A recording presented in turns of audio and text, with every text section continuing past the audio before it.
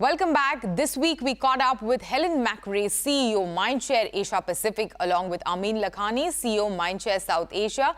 They spoke about many things, including the growth plans for the India market and how true are the recession fears as far as India and APAC are concerned. Let's hear this chat. Helen, Amin, welcome to CNBC TV18. Helen, welcome to India. Thank you very much. Very excited to be here. So it's been 1 year since you joined as the APAC Chief Executive Officer for Mindshare. Yep.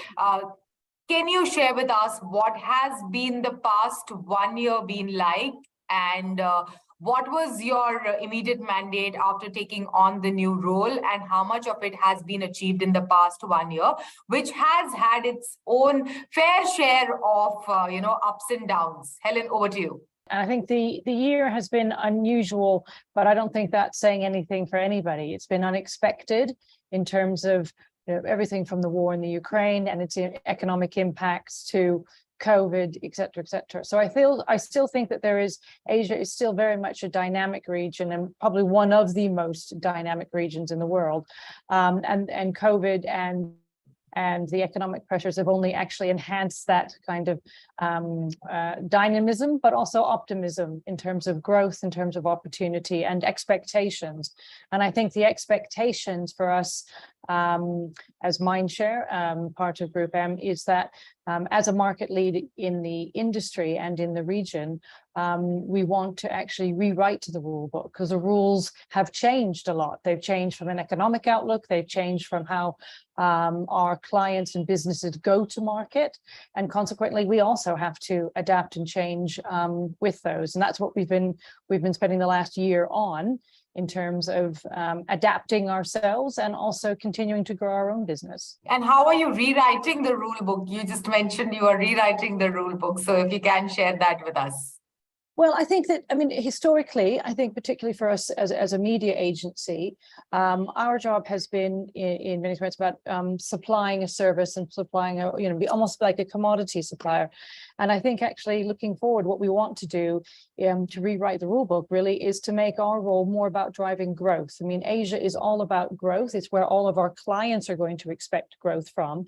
And consequently, they're looking for partners and strategic advisors who are going to help them drive that growth and not just focus on cost and the basic quality parameters. Yeah, so Asia market is all about growth. Over to you, Amin. How has India market fared during these turbulent times? If you look at the size of new businesses that Mindshare has won right in the last 4 quarters, it is over 1,600 crores.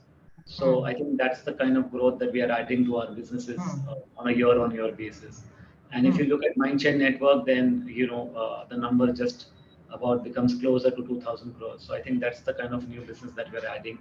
We're also growing very well ahead of the industry in terms of the overall organic growth, thanks to the splurge or the turbocharging of digital post-COVID.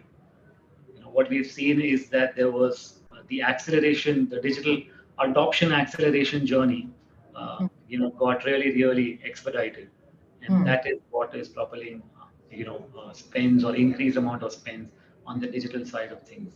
Yeah, so there is no doubt, Helen, that India is one of your strategic markets. It's also a great talent hub. What are the expansion plans for the country, and how does India fare vis-a-vis the other markets in the APAC? The economic challenges in China and India has done exceptionally well.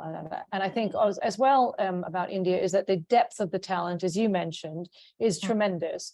And the people, I've been here for the last couple of days, and again, I'm constantly impressed with the depth of talent. And one of the things that Amin and I are talking about is how can we use that talent for bigger projects across the region? How can we create a centers of excellence coming out of India in fields around data and analytics, in terms of performance, in terms of content, and how can we tap into that talent as a network and give our people bigger and more interesting opportunities that sit outside the market potentially to experience that, as well as to benefit the rest of the region and indeed, the rest of our global network.